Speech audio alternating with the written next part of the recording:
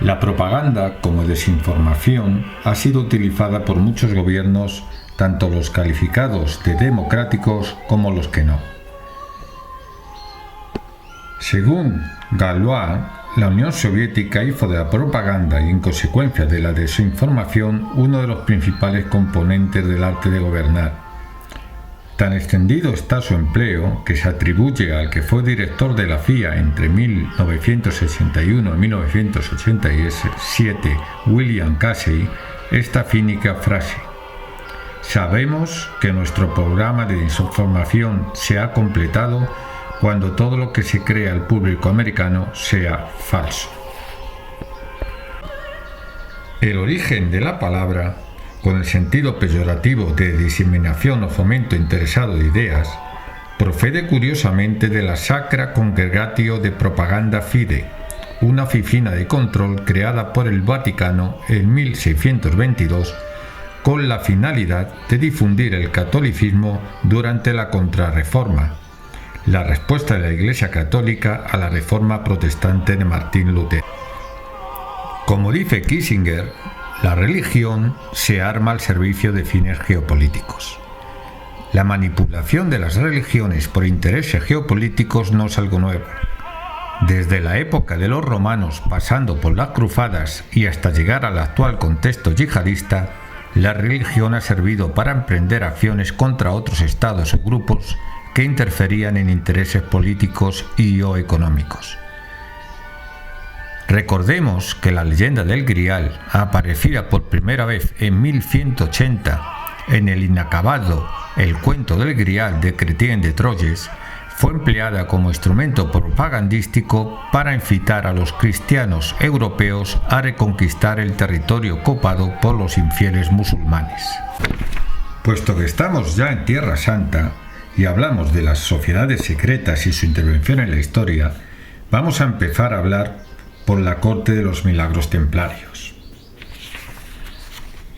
La forja de la leyenda templaria se debió a lo dramático de su desaparición. El fin del temple tuvo lugar en el siglo XIV y a finales del siglo XVII el inglés Elias Ashmole incidió de nuevo en esta cuestión, aunque ya desde otra óptica. Ashmole, que era masón especulativo, alquimista y Rosacruz, apuntó que los templarios podían haber representado otros aires religiosos frente a la línea oficial del papado. Sin embargo, vamos a retrotraernos a la verdad en el origen. Durante el reinado de Luis XIV de Francia, cierto número de nobles se habían organizado en una sociedad llamada el Resurgimiento de los Templarios, que incurrió en el desagrado real, motivo por el que fue disuelta. En 1705, Felipe de Orleans retomó la idea de esta sociedad pseudo-templaria. La cosa no hubiera pasado de ser una extravagancia versallesca, un divertimento para aristócratas decadentes, de no haber entrado en el seno un jesuita, el padre Bonani. Hombre de erudición, Bonani no tuvo mejor ocurrencia que redactar la versificación conocida como Carta del Armenius. Esta fábula de la Carta del Armenius habla que en la noche antes de su ejecución, Jacques de Molay, último gran maestre de los templarios, habría nombrado mediante esa carta a Johannes Marcus Larmenius, el armenio, como su sucesor, haciéndole depositario de ciertos objetos sagrados, encomendándole la venganza de la orden. En esa carta y a lo largo de los tiempos habrían ido firmando los sucesores del Larmenius, todos personajes famosos, creando una dinastía de regentes en las sombras del temple. Nos encontramos pues con un antecedente de un montaje que ha alcanzado mucha resonancia como el Priorato de Sion. Estos nobles tuvieron la ocurrencia de enviar un par de delegados a Portugal para contactar con la Orden de Cristo. Los supuestos templarios no lograron engañar a los portugueses y acabaron con sus huesos en la cárcel. En el siglo XIX, el templarismo siguió su pintoresca evolución. En Francia, la organización templaria fundada por Felipe de Orleans con la Carta al Armenius acabó por desaparecer. Su último maestre, el duque de Cossé-Brissac, perdió la vida durante la Revolución Francesa. Y ese habría sido el fin de la historia si, en 1804, el doctor Ledru, hijo del médico de aquel duque, no hubiese entrado en escena. Encontró en el poder de algunas posesiones del duque la famosa Carta al Armenios, falsificación, obviamente, los estatutos de la sociedad y alguna documentación más. Y la historia volvió a empezar. Con la ayuda de Raymond Fabre Palapart, reorganizó la orden y nuevos nombres de cargos templarios se sumaron a la lista de la famosa carta. En 1808 llegaron a realizar una misa por Jacques de Molay en la Catedral de París con el beneplácito de Napoleón. También pasearon huesos y armas que pertenecieron supuestamente a de Molay y algunos templarios relevantes. Al parecer, incluso está documentado el nombre de los ropavejeros a los que compraron estas falsas reliquias. El templarismo tardó en llegar a España, pero lo hizo a través de unas sociedades templarias más tempranas, como fue la fundada por Guillermo Grau por los años 60. El hecho de que respondamos ante una falsificación histórica o una tergiversación de los hechos no quiere decir que pudo haber existido un grupúsculo iniciado en unos secretos mayores a los del conocimiento del resto de los templarios, porque encontramos que los estatutos de la propia orden, en el capítulo 49, que a los cabildos secretos no se llame a todos los hermanos, dice textualmente: no siempre mandamos llamar a todos los hermanos a cabildo, sino a aquellos que se consideren probos e idóneos. Cuando se trate de cosas mayores como dar tierras, conferenciar la orden o recibir a alguien, entonces es competente llamarlos a todos, si al maestro le pareciese. Esto quiere decir que asistían cabildos secretos a los que solo asistía un grupo reducido de la orden. Respecto de los famosos tesoros templarios, en 1946 Roger Lomy, guarda del castillo de Gisors, Normandía, aseguró haber encontrado un pasadizo subterráneo con estatuas, sarcófagos y cofres de metales preciosos, lo que constituía el famoso tesoro del temple. Pero el túnel que había excavado ponía en peligro la estabilidad de una torre, y Lomy abandonó el trabajo. Durante años el castillo de Gisors atrajo a buscadores del tesoro, pero la realidad histórica es que solo estuvo en manos templarias entre 1158 y 1161, cuando una guarnición de 3 caballeros lo ocupó durante las disputas dinásticas entre las coronas de Inglaterra y Francia.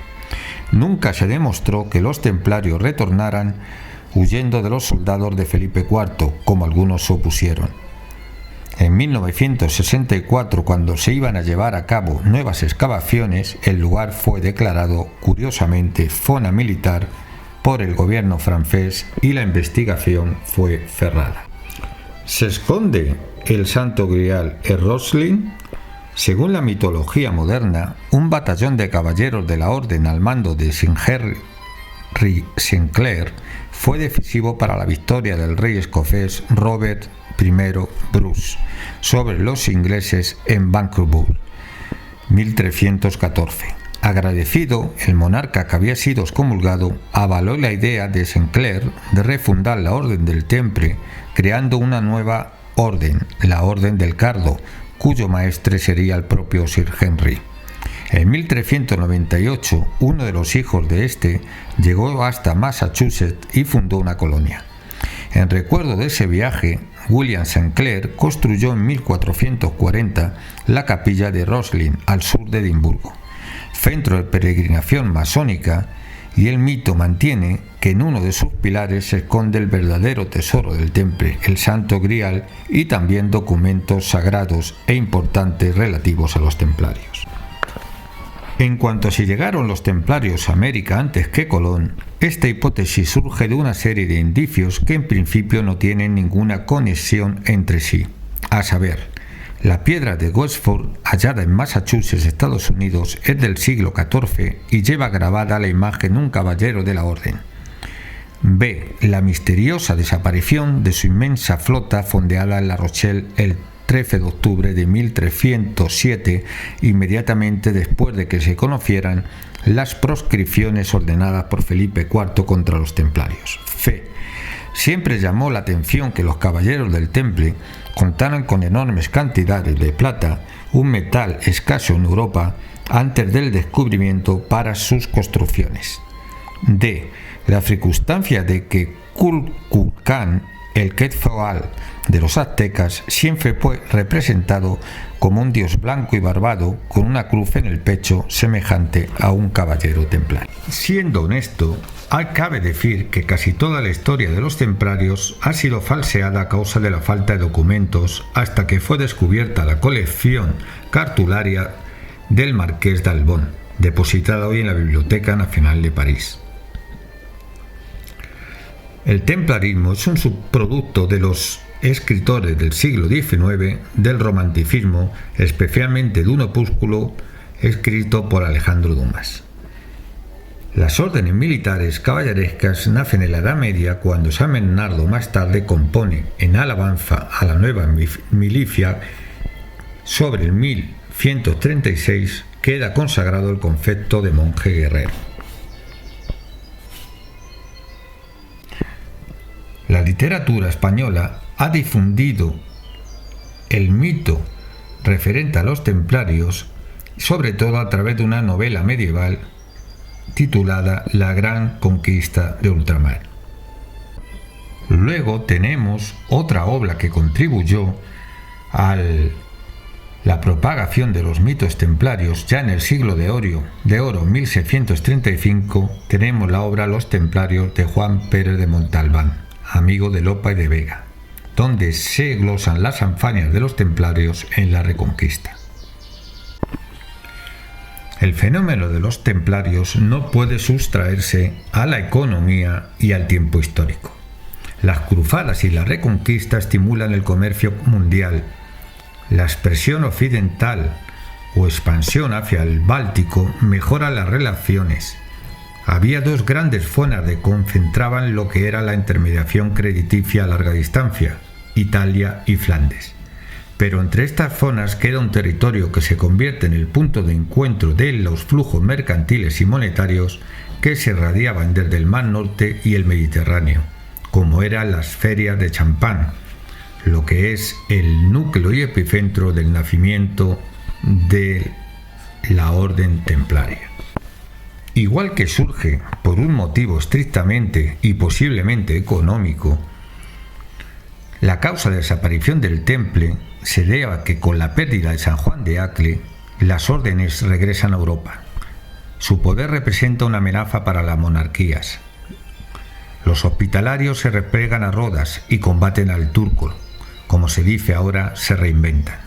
Pero los templarios, después del desastre de la Ptolemaida, fe de la Sorbenaría de Chipre y gran parte de sus tropas se repliegan a la casa madre del Temple en París. El rey de Francia, deudor de la orden, sobre todo por los gastos de la boda de su hija, y también se dice que estaba dolido por no haber podido ingresar en la orden, llega a creerse el rey aquello del tesoro templario. Pero de todas formas el futuro de los templarios no era ir tras ese tesoro como quería y pretendía el propio rey. El futuro de los templarios ya estaba delimitado por el tiempo histórico que estaban viviendo. Al principio del siglo XIV, las naciones se enfrentan y surgen nuevas clases sociales. 30 años después de la desaparición, es posible que ya se les hubiera olvidado prácticamente, excepto en las leyendas populares donde se hablaba de tesoros y casas encantadas. Así pues, inventos como el de Fabre Palaprat, conocida aquel resurgimiento templario como el nombre de la Orden de Oriente, también relacionada primero con la logia masónica de los Caballeros de la Cruz, a la cual el Gran Oriente concedió constituciones en diciembre de 1805, aunque terminó diferenciándose con rapidez de la masonería y se dedicó esencialmente a conceder magníficos títulos y condecoraciones y a dar suntuosas recepciones a nuevos caballeros y misas solemnes en el aniversario de la muerte de Jacques de Molay. Políticamente estuvo próxima al régimen napoleónico y después, durante la Restauración, bastante ligada a los círculos liberales y orleanistas. En la actualidad, la Orden de Fabré-Palaprat, conocida en la Orden Soberana y Militar del Templo de Jerusalén, dirigida internacionalmente por el conde portugués Fernando Campelo Pinto de Sousa Fontes, Josephine Peladán aparece en la lista oficial de sucesión como Gran Maestro de 1892 a 1894. Hay que aclarar que tras la muerte de Fabré-Palaprat se produjo una escisión entre dos tendencias que se disputaban la sucesión del Gran Maestro. Una reconocía la autoridad del conde Gilles de Moreton y la otra la del almirante inglés William Sidney Smith, que residía en París. El primer grupo, más aristocrático, reivindicaba su cristianismo y afirmaba que el gran maestro y el primado de la orden no podían ser elegidos sino entre los caballeros que profesaban la religión católica. El segundo grupo, más ecuménico, acogía entre otros a los partidarios de la iglesia johanista fundada por el propio Fabré-Palaprat, estando abierto a todas las confesiones y sobre todo al Islam. Los miembros de este grupo aspiraban a difundir la orden por todo el mundo y fue así como se creó un establecimiento bastante próspero en Orán. He hecho esta larga introducción para dar a conocer que de aquellos lodos traen estos barros. ¿Qué quiere decir esto? Yéndonos a situar en época actual, vamos a hablar de la intervención de las sociedades secretas en la historia y en la economía y en la política. Las mesas redondas se originaron a partir de una serie de grupos semisecretos como los Illuminati y la francmasonería de círculos internos e externos o jerarquía piramidal. La mesa redonda, en honor a la legendaria mesa en torno a la cual se reunía el rey Arturo y los caballeros por él elegidos, cabe destacar que la leyenda artúrica del Santo Grial está íntimamente relacionada con la controvertida noción de una continuidad de línea de sangre de Jesús. Sin embargo, las verdaderas mesas redondas constituidas como nuevas sociedades secretas difieren mucho de este origen. Las mesas redondas consisten en un laberinto de compañías, instituciones, bancos y sistema educativo que necesitaría del trabajo de cualificados actuarios durante todo un año para dilucidar su estructura. Con la muerte de su fundador, Rhodes, Milner, Rothschild y sus socios banqueros internacionales tomaron el control absoluto de las mesas redondas que empezaron a expandirse más allá del Imperio Británico. Se observan muchas conexiones entre agencias de investigación y de información como la CIA y otras con estas sociedades secretas. Pero la CIA es solo una de las numerosas agencias gubernamentales cuyos miembros son utilizados como agentes de transformación y control mediante docenas y docenas de organizaciones tapadera, fundaciones, gabinetes de estrategia y grupos de estudio creados y o financiados por estas sociedades secretas. Por ejemplo, el Institute for Policy Studies, una organización paraguas que cobija a cientos de diversos grupos que representan tanto a la izquierda como a la derecha dentro del espectro político, sigue todavía activa en Washington. Es otro ejemplo de una organización vinculada a las sociedades secretas y de alguna manera los objetivos de esta organización proceden de un programa puesto sobre el tapete por la Mesa Redonda Británica, siendo uno de los más destacados la creación de la Nueva Izquierda como un movimiento de bases en los Estados Unidos. Creada en Londres en 1883, la Sociedad Fabiana era un grupo de socialistas evolucionistas que tomaron su nombre del general romano Fabio Cuncator, quien derrotó al gran ejército de Aníbal mediante una serie de ataques relámpago. Al evitar enfrentamientos frontales, Fabio pudo conquistar el poder a largo plazo. Los socialistas fabianos, cuyo objetivo era la reorganización de la sociedad a partir de la emancipación de la tierra y el capital industrial de la propiedad individual y de clase, tomó nota de las tácticas del romano Fabio. A medida que el objetivo de un nuevo orden mundial está cada vez más cerca de convertirse en una realidad, la mayoría de los editores no publican textos de autores discrepantes, y las agencias de noticias no afectan o difunden las historias y a menudo ridiculizan a estos escritores tildándoles de alarmistas y de teóricos de la conspiración. Mucho de lo que se difunde como noticia es poco más que una transmisión acrítica de opiniones oficiales a un público confiado. En 1982, 50 corporaciones controlaban la mayoría de los medios de comunicación de los Estados Unidos. En enero de 1990, esa cifra se había reducido a 23. A finales de 1997, ese número había descendido hasta 10. Sin embargo, la asistencia de grupos como la Comisión Trilateral, el CFR y el Club Bilderberg está suficientemente documentada. Asimismo, no hay un atisbo de duda sobre que miembros de estas sociedades ejercen un control desmedido sobre las corporaciones y los bancos más importantes del mundo. Estas corporaciones, a su vez, controlan las materias primas, la energía, el transporte, los fármacos, la agricultura, las telecomunicaciones y el ocio. En otras palabras, los puntales del mundo moderno. Estas sociedades mantienen una influencia considerable sobre las elecciones nacionales y la política, sin embargo parecen extrañamente inmunes a cualquier investigación, ya sea por iniciativa del gobierno o el control de los propios medios de comunicación. Desde sus orígenes en 1913, nunca se ha realizado una auditoría externa y objetiva del sistema de la Reserva Federal. Decía el marine general de división Smedley Butler que la guerra era una estafa. La guerra es una gran medida una cuestión de dinero. Los banqueros prestan dinero a los países extranjeros y cuando estos no pueden devolverlo, el presidente nos manda a los marines para que los invadamos. El estudio que dio lugar al informe Iron Mountain se inició en 1961 con funcionarios de la administración Kennedy. Los 15 miembros del grupo no han sido nunca identificados públicamente. Una copia del informe Iron Mountain fue filtrada a la prensa por una persona identificada como John Doe, un profesor universitario. A lo largo de los años, el informe Iron Mountain ha tenido muy poca o nada publicidad.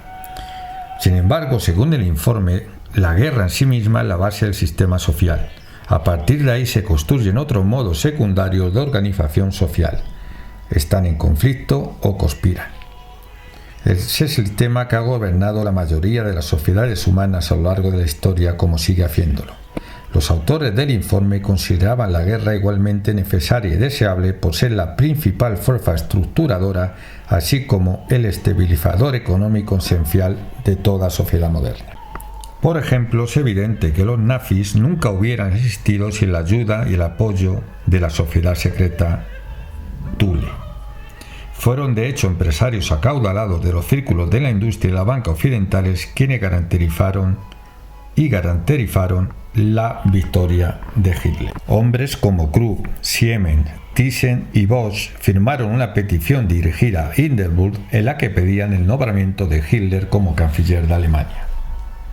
El Schroeder Bank actuó como agente financiero para Alemania en territorio británico y estadounidense. En la década de 1930, mucha gente veía favorablemente la ideología nazi en Gran Bretaña y los Estados Unidos. En 1934, agentes de Morgan y DuPont llevaron a cabo un fracasado intento de instaurar una dictadura fascista en los Estados Unidos. El fabricante de automóviles Henry Ford se convirtió en un faro para Hitler, especialmente en la esfera del antisemitismo. En 1920, Ford había publicado un libro antijudío titulado El Judío Internacional. Ford llegó a ser un admirador de Hitler proporcionando fondos a los nazis y en 1938 se convirtió en el primer norteamericano que recibió el más alto honor nazi para un ciudadano no alemán, la Gran Cruz de la Orden Suprema del Águila Alemana. Fue y G. Farben, el gigante químico alemán que produjo el gas Zyklon B, utilizado en los campos de exterminios nazis. Farben era director del Harbour Bank de Manhattan, más tarde absorbido por el Rockefeller Charles Manhattan. La Standard Oil de Nueva Jersey también había pertenecido a I.G. Farben antes de la guerra. Otro seguidor norteamericano de Hitler era Joseph P. Kennedy, padre del futuro presidente. ¿Por qué estos poderosos hombres de negocio, todos con vínculos financieros con el imperio Rothschild, apoyarían a un reconocido antijudío como Hitler? Bueno, había unos intereses ciertamente económicos. Con o sin la influencia de los Rothschild, todopoderosa familia, no cabe la menor duda de que la subida de Hitler al poder se debió en gran medida al apoyo de los más importantes bancos alemanes, la firma bancaria Schroeder en Colonia, el Deutsche Bank, el Deutsche Kreditgesellschaft y la enorme aseguradora Allianz. Hay que decir que la francmasonería es una de las sociedades secretas más antiguas que echó sólidas raíces en Estados Unidos desde los días de la fundación. Asimismo tuvo un papel más decisivo aún en la subsiguiente Revolución Francesa. Se estima que en 1826 la cantidad de masones en los Estados Unidos alcanzaban aproximadamente los 50.000, la mayoría de ellos hombres cultos y profesionales. Pero en ese año un masón rompió filas. Se supo que el capitán William Morgan de Batavia, Nueva York, estaba planeando publicar un libro que revelaría los símbolos secretos de la orden. Antes de que el libro fuera impreso, Morgan y su editor fueron secuestrados en Batavia. Morgan no tuvo suerte y nunca más se le volvió a ver. Algunos de sus amigos secuestrados fueron liberados. Junto con otros dos masones, se revela más tarde que habían ahogado a Morgan en el río Niágara. En 1829, a instancias de la presión pública, el Senado del Estado de Nueva York investigó la francmasonería y concluyó que los adinerados y poderosos masones se encontraban en todos los niveles del gobierno. Algunos autores han afirmado que fue el duque de Orleans, el gran maestre de la masonería francesa, antes de su renuncia, quien de alguna manera había inspirado la Revolución Francesa. Como gran maestre de la logia masónica Gran Oriente, quien por lo visto había comprado todas las existencias de grano en 1789 para venderlas en el extranjero o bien para esconderlas, causando casi la hambruna entre los plebeyos.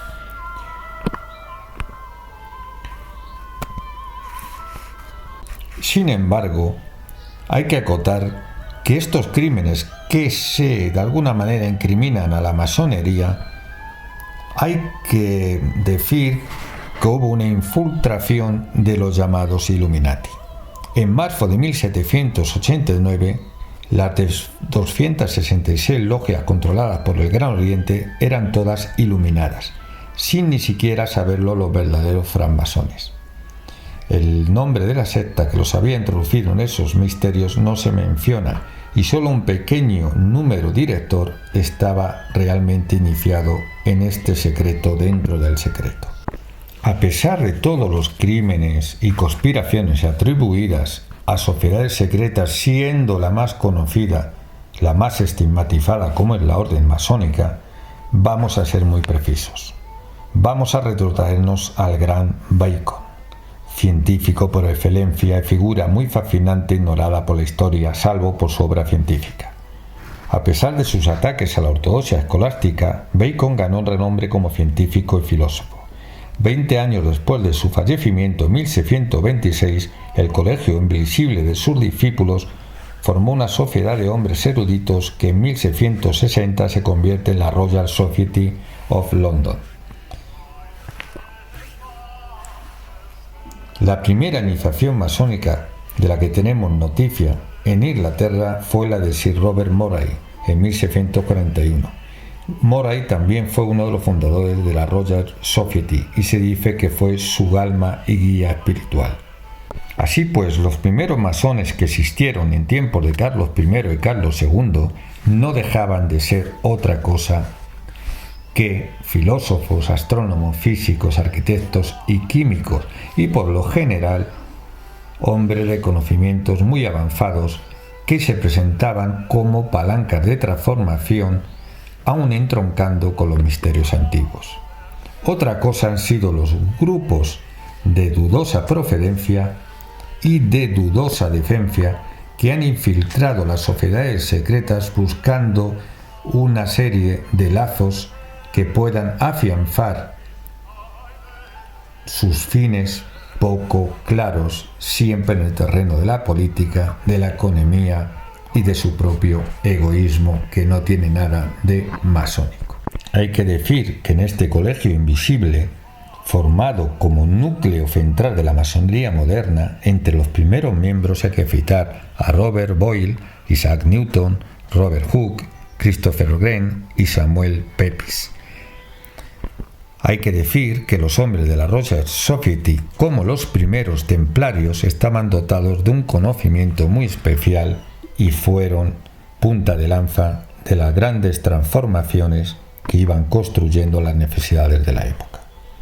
Distingamos estas organizaciones de la verdadera masonería con derivaciones muy poco claras, como la logia P2, que era financiada a través de la compañía panameña Amitalia y que propició la invasión de Panamá del presidente Bush en 1989 como tapadera para destruir las pruebas que le relacionaban a él, la logia P2 y parte de la CIA en el ataque al Panam 103 y al escándalo del Banco Ambrosiano. Marcinkus y la Banca Vaticana eran los accionistas mayoritarios del Banco Ambrosiano, propiedad del socio de Sindona Calvi, llamado el Banquero de Dios. Mientras la madeja que enredaba la mafia, la francmasonería, los fascistas y el Vaticano empezó a ser desentrañada, esto no ayudó en nada a forjar lo que es la verdadera historia de la masonería.